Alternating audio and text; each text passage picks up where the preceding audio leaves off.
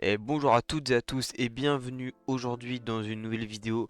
Aujourd'hui on va tester le contenu de la nouvelle mise à jour de Le Mans Ultimate. Je vous en avais parlé il y a quelques jours dans la dernière vidéo concernant les ajouts de cette mise à jour, que ce soit au niveau des fonctionnalités du jeu, des mises à jour apportées aussi au niveau du contenu. On va voir qu'il y a des nouvelles voitures dans le jeu, on va les tester tout ça et ça va être bien sympa. Le DLC, enfin la mise à jour est sortie aujourd'hui, donc il comporte, pour vraiment résumer très rapidement, euh, quelques améliorations assez sympas au niveau du HUD, vous allez le voir en jeu, et puis surtout l'arrivée de 3 nouvelles GT3 comprenant la Porsche, l'Aston Martin et la Ford Mustang GT3, sachant qu'est-ce qui est intéressant là-dedans, c'est que la Ford Mustang est donnée gratuitement. Un petit peu à l'image de la McLaren 720S, vous pouvez l'avoir de manière gratuite sur la page Steam. Une fois que vous êtes sur la page Steam du jeu, en fait vous descendez un petit peu en bas dans le contenu disponible et vous allez voir que juste ici vous allez avoir la Ford Mustang LM GT3 qui est donc gratuite, que vous pouvez télécharger et essayer gratuitement. Et ça, je le répète, c'est un point super positif de la part de l'équipe de Le Mans Ultimate. Pourquoi? Parce que ça amène des gens, ça permet aux gens de tester le contenu qui a l'air de très bonne qualité en tout cas. Et donc ça vraiment c'est un super avantage qu'ils ont par rapport aux autres, c'est de pouvoir essayer un peu le contenu avant de pouvoir acheter. On a pu se faire aussi un bon effet des GT3 avec la McLaren quand elle est arrivée de manière gratuite. C'est bien d'avoir une base, même si c'est pas vraiment le même ressenti pour toutes les voitures, c'est bien d'avoir une base pour se dire est-ce que je vais aimer ce type de catégorie. Et ça moi je trouve que c'est super bien.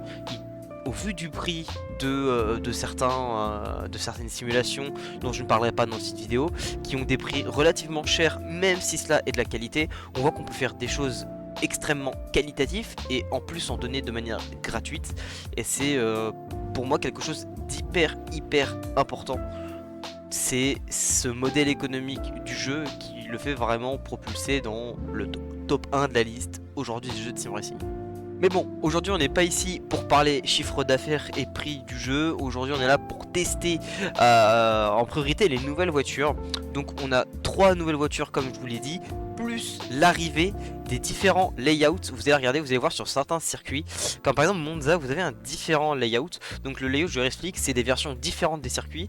Par exemple on a la version de base de Monza avec la chicane, enfin puis tous les passages classiques. Et si on prend la version Curva Grande des circuits, on retire la petite chicane du premier virage.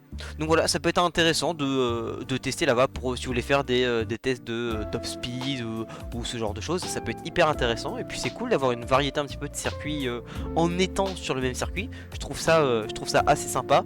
On a aussi pour le circuit de Bahreïn, donc on a le circuit basique, on a le circuit endurance, lui qui date vraiment d'il y a quelques années, le circuit extérieur qui lui a vraiment, je pense, vraiment été conquis par les fans depuis le passage dans le championnat de Formule 1.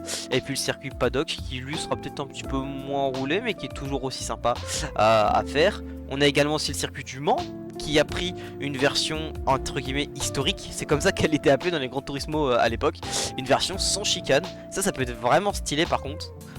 Alors par contre ça risque d'être un peu long toute la ligne droite pied cal. On va très certainement atteindre des vitesses assez intéressantes. Ça peut être cool à tester aussi. Le circuit de Spa, on a enfin l'arrivée de la version endurance circuit. Alors le layout va pas changer. En fait le circuit ne va pas changer. Mais par contre on va avoir accès aux stands en version endurance. C'est-à-dire les stands en fait qui partent du dernier virage du circuit ici jusqu'à la descente au raidillon. Ce qui va permettre de pouvoir mettre beaucoup plus de voitures sur le circuit. Je crois qu'on monte à peu près 50-60 voitures. Et donc c'est plutôt pas mal. On a le circuit des Amériques Kota qui en fait nous permet de couper ici et de ne pas faire toute cette version. Bon moi ça je suis un peu moins fan mais à tester. À voir, mais bon celui-là je suis un peu moins fan déjà. Et puis pour Fuji et Sebring, Fuji on a juste en fait dans le dernier secteur, au lieu de passer la petite chicane ici on peut passer directement à fond. Et puis pour Sebring on a le circuit School circuit qui, ouais, là pareil, là par contre je trouve que celui-ci a pas vraiment d'intérêt. Quitte à rouler sur Sebring, autant rouler sur celui à 100%. Mais bon, ça maintenant qu'on en a parlé, on va passer directement aux voitures. Tiens d'ailleurs, je pense qu'on va aller rouler sur Sebring. Au niveau des hypercars, on n'a pas de changement, on n'a pas de soucis à se faire. Pareil au niveau des LMP2. Par contre, c'est au niveau des GT3, on a donc l'arrivée des 3 nouvelles GT3, l'Aston Martin Vantage, la Ford Mustang et la Porsche 911 GT3. On va tester un petit peu les 3 assez rapidement. Je pense qu'on va commencer par la première, on va commencer par l'Aston Martin et puis on va aller faire un petit tour sur le circuit de Sebring. On va tester les 3 sur le même circuit avec les mêmes conditions pour un petit peu ce que ça va donner niveau feeling. Et allez, on est donc parti sur le circuit de Sebring. Sebring que je trouve qui est vraiment très bien fait dans ce jeu. On sent beaucoup les boss et puis en plus c'est un circuit qui est vraiment très bon pour pouvoir comprendre les voitures et vraiment s'entraîner à rouler. C'est un très bon circuit. Et on va directement essayer cette petite Aston Martin. Alors c'est mes premiers tours avec les voitures. J'ai pas roulé les voitures avant. J'ai téléchargé la mise à jour ce matin. Et pour l'instant, si je vais être honnête, au niveau du son, je suis pas le plus fan. Je suis pas le plus fan des Aston Martin. J'aime beaucoup le visuel extérieur des voitures. Je trouve qu'elles ont une vraie très belle forme. D'ailleurs, si on fait ça, voilà. Moi je trouve voilà qu'elles ont une forme qui est très belle. Mais c'est vrai qu'au niveau du bruit, je suis pas le plus fan. Les pros Aston, les fans Aston, vous pouvez donner votre avis en commentaire, vous dire si c'est assez réaliste. Par rapport à d'autres jeux, je trouve quand même qu'il est plutôt pas mal en termes de sonorité, on va pas se mentir. Par rapport à certains jeux. Par exemple, je suis moins fan dans le son d'ACC qu'avec celui-ci. Mais je suis pas le plus grand admirateur de Aston Martin. Mais ça reste plutôt sympa. Hop là. Pour le moment, c'est sympa à rouler. Pour le moment, c'est très plaisant à rouler.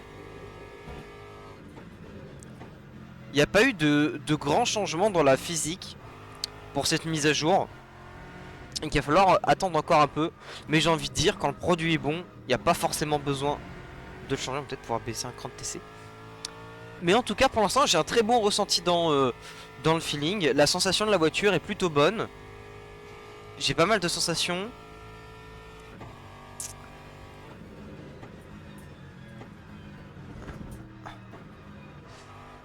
Et puis, c'est assez intéressant aussi dans la mise à jour qui est apparue, les petites nouveautés au niveau du HUD. Vous voyez, à côté du compteur de vitesse, il y a le petit design de la voiture avec les couleurs qui vont très vite changer si jamais on tape les murs et qu'on a des dégâts. Je trouve que c'est une petite feature sympa. Avant on l'avait pas, il fallait un logiciel externe, donc c'est plutôt cool. Et on a l'ajout de la jauge d'énergie virtuelle, attention, et non pas de carburant, et le pneu chaussé par la voiture dans le classement en haut de l'écran. Donc ça c'est plutôt cool. Après au niveau du relatif on n'a pas trop de changements, même si les voitures seront affichées d'un fond de couleur différent en fonction de si elles ont un tour d'avance ou un tour de retard. Voilà, pour faire une petite review par rapport à la vidéo des nouveautés de la mise à jour LMU. Mais en tout cas moi, pour l'instant j'aime plutôt, franchement, elle a un bon feeling. Je suis beaucoup habitué à rouler avec la McLaren. J'ai un très bon feeling avec la McLaren, comme un petit peu aussi la Ferrari 296. Mais là je vais pas mentir, c'est vrai que je suis plutôt pas impressionné, mais je suis plutôt intéressé par le feeling de cette voiture. Dans ACC elle a un petit peu ce sentiment de lourdeur, comme voiture un peu bateau. Vous savez, ça fait partie des voitures qui ont un peu de poids, un peu comme la Mercedes. Et généralement je suis pas hyper fan de la conduite de ce genre de voiture. Dans ACC c'est clairement pas mon atout principal, cette voiture. Mais là dans LMU je la trouve vraiment intéressante. Elle a pas ce sentiment d'être très lourde. Elle est assez maniable. Elle a un très bon frein, j'ai l'impression, assez performante au frein. Il n'y a pas l'air d'avoir de problème trop particulier pour l'instant. Franchement très très cool cette petite Aston. Même si le son laisse un petit peu à désirer. Moi je suis moins fan du son après. Même s'il est ok. Je vais vous faire un petit peu écouter le son en version extérieure, vous me direz ce que vous en pensez.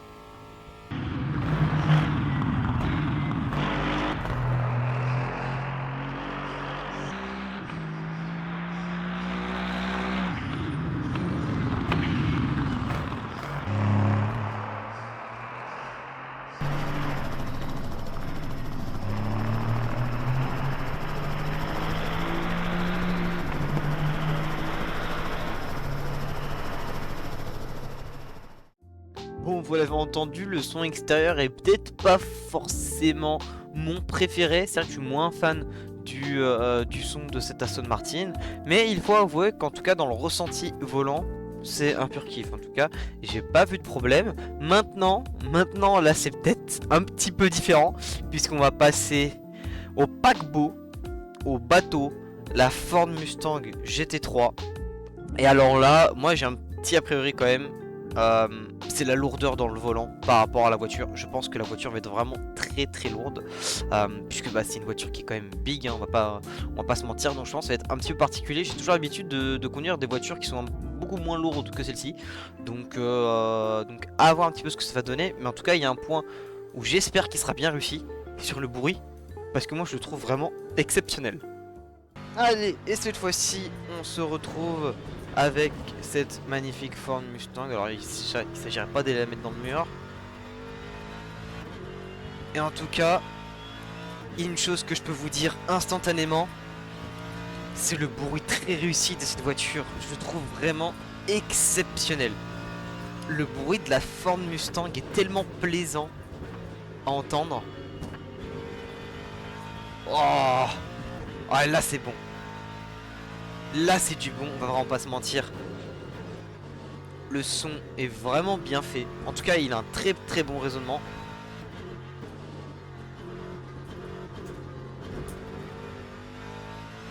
Ah ouais, là c'est plaisant. On va voir un petit peu en vue extérieure ce que ça donne. Wow. Ah ouais quand même.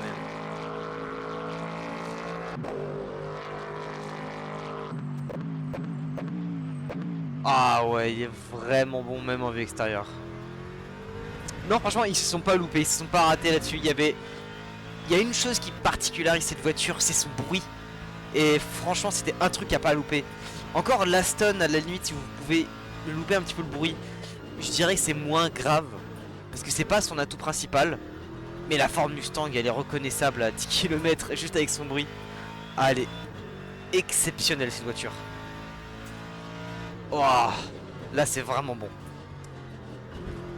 Sinon, à part le bruit, qui est vraiment très très bon, qu'est-ce que ça donne?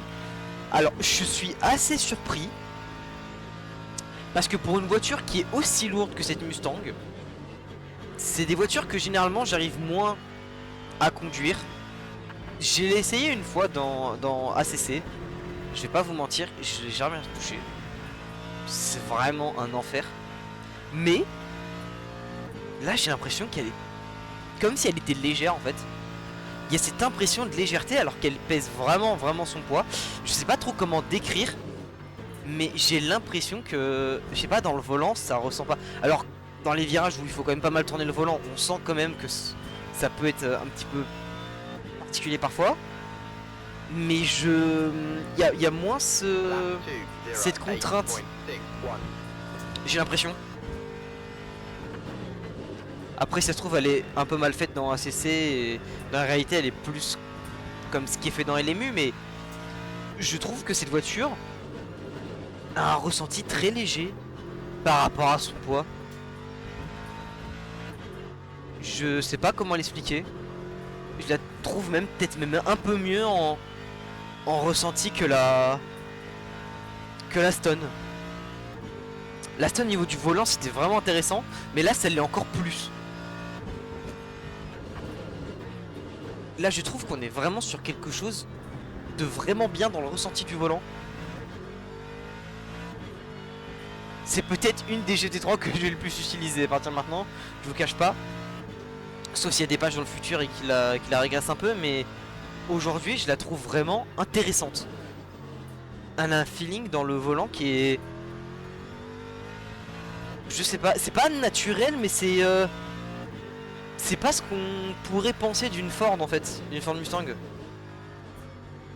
On pouvait penser s'attendre à un truc assez lourdingue, un peu compliqué à conduire à cause du poids et tout. Mais pas tant hein. Pas tant. Bon après moi je suis un con aussi hein, pour donner mon avis hein. On est tout à fait net, je suis personne hein, pour dire si c'est bien ou pas hein. Je suis pas un pilote pro mais je trouve que le ressenti est beaucoup plus intéressant dans cette voiture que dans l'Aston Martin. Après ce sera aux préférences de chacun. Mais il y a un petit truc qui est en train de la différencier des autres. J'avais pas ce feeling dans les autres GT3. Ce sera intéressant de voir aussi avec la Porsche ce que ça va pouvoir donner. Mais je sais pas, je la trouve vraiment cool. On sent vraiment beaucoup de choses et on n'est pas dérangé par le poids de la voiture. Bon franchement je la trouve incroyable. Et puis le son extérieur, il est juste dingue.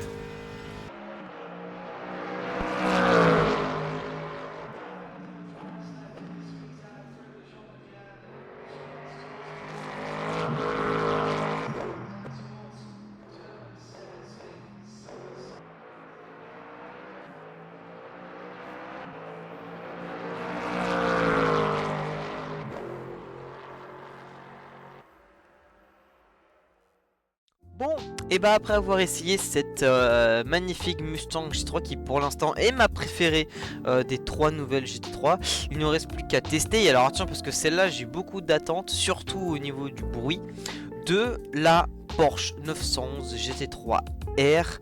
Là j'ai pas mal de choses à dire par rapport à cette voiture parce que c'est une voiture que je roule beaucoup sur les autres simus.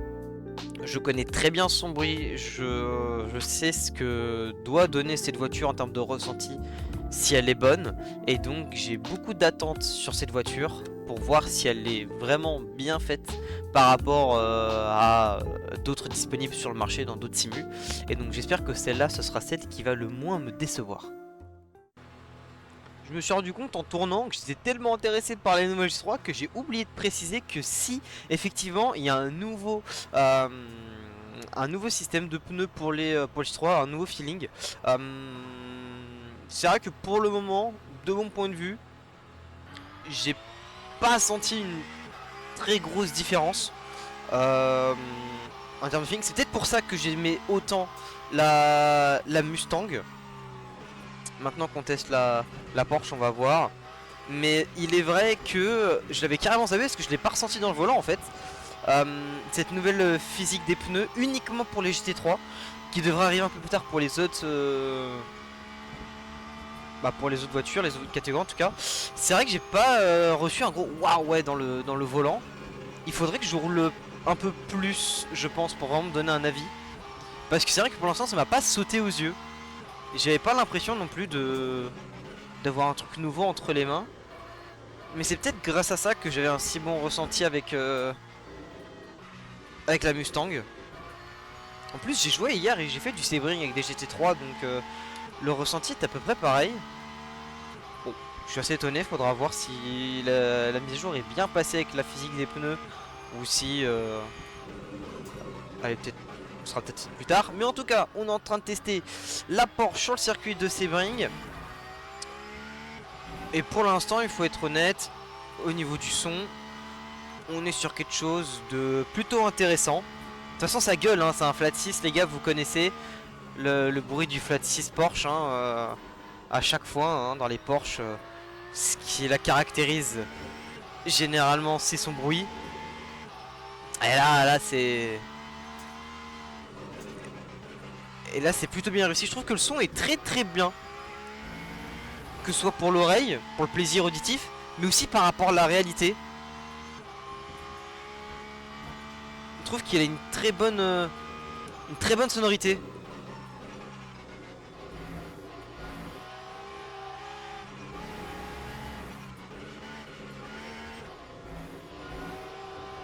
Yeah, mais... On va peut-être baisser un peu le TC, voilà. On peut essayer d'être un peu joueur. Je la sens plutôt bien dans le volant, un peu mieux que l'Aston quand même.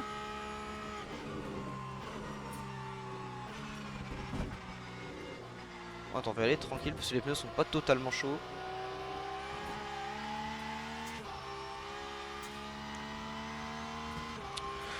Pour l'instant, on va dire que niveau du feeling, je la placerai un petit peu devant l'Aston Martin quand même. Pas au-dessus de la Ford par contre. Du moins en tout cas pas pour l'instant. Mais c'est vrai qu'elle est plutôt bonne également dans le volant. Et j'ai un plutôt bon feeling. Par rapport au Porsche que j'ai l'habitude de rouler sur d'autres simus, que ce soit Assetto Corsa, ACC, iRacing et même Air Factor. J'ai un très bon feeling.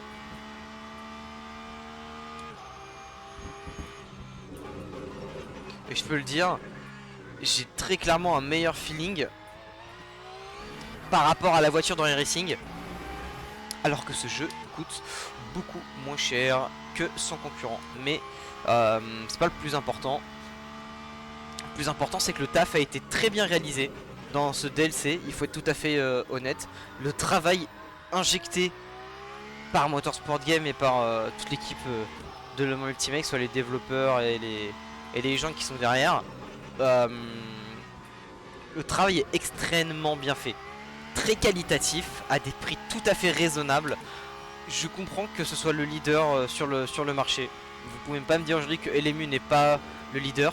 Il est le leader au niveau du prix. Il est le leader au niveau du ressenti Force Feedback.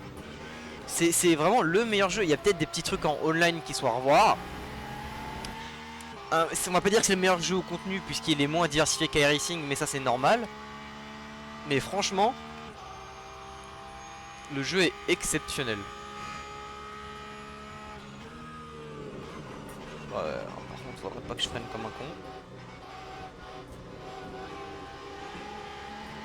Mais elle est pas mal cette petite Porsche aussi en feeling.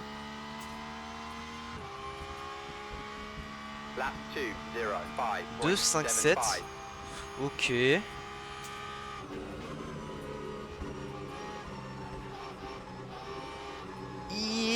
Je vais rentrer comme un con. On va encore descendre le traction control pour voir un petit peu. Parce que généralement les Porsche, elles sont assez voilà. Généralement les Porsche c'est des voitures un peu de bonhomme un peu, dans le sens où il faut souvent être assez tricky avec la voiture. Enfin la voiture est souvent tricky. Ouais, par contre si je freine comme un sac aussi, ça va pas améliorer les choses. Mais en tout cas très plaisante. Très plaisante cette petite Porsche. Je la mettrais presque à égalité avec la Ford Mustang. Vraiment c'est les deux qui se démarquent par rapport à l'Aston Martin je trouve. Après c'est mon ressenti comme ça à chaud. À froid avec un peu plus de temps de roulage sur chaque voiture. Quelques heures de roulage devraient me permettre de me donner un avis définitif sur laquelle des trois voitures est la meilleure. Mais en tout cas en termes de ressenti personnel, je trouve que la Ford et la Porsche sont un peu mieux au niveau du ressenti, enfin même de manière générale au niveau du son, tout ça, et un peu mieux que l'Aston Martin. Même si Aston Martin est une très bonne voiture, on va pas se mentir que ça reste quand même une bonne voiture. Elle n'est pas aussi bien que les deux autres. Après c'est mon avis personnel, n'hésitez pas à me dire pour ceux qui ont testé les voitures dans le DLC, n'hésitez pas à me dire votre feeling à vous en commentaire. Si vous en avez une des trois que vous préférez, ou si pas du tout en fait, les trois, il n'y en a pas une qui vous démarque et que vous préférez une des anciennes GT3. Voilà, mais en tout cas, bien joué LMU pour la sortie du DLC parce qu'il est vraiment top. Et bah vous avez qu'à le tester pour vous faire votre propre avis là-dessus. En plus vous avez une des trois voitures utilisées dans cette vidéo qui est gratuite.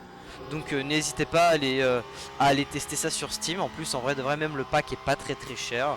Et puis pour une cinquantaine d'euros vous pouvez avoir tous les packs du jeu. Donc franchement et bah allez tester le jeu franchement. Et puis dites-moi votre ressenti dans les commentaires. Voilà pour cette petite vidéo. Si elle vous a plu n'hésitez pas à mettre un petit pouce bleu. à vous abonner. Et puis voilà, à mettre la petite cloche pour être au courant des prochaines vidéos. N'hésitez pas à venir me voir sur Instagram et sur Twitch aussi. Je fais pas mal de contenu là-bas. Et puis bah écoutez, moi je vais continuer de faire quelques petits tours. Et il faut vraiment que j'apprenne à freiner correctement dans celui-là. Et puis je vais vous laisser passer votre petite journée. À la prochaine dans une autre vidéo l'équipe. Ciao ciao. C'est vraiment trop bien.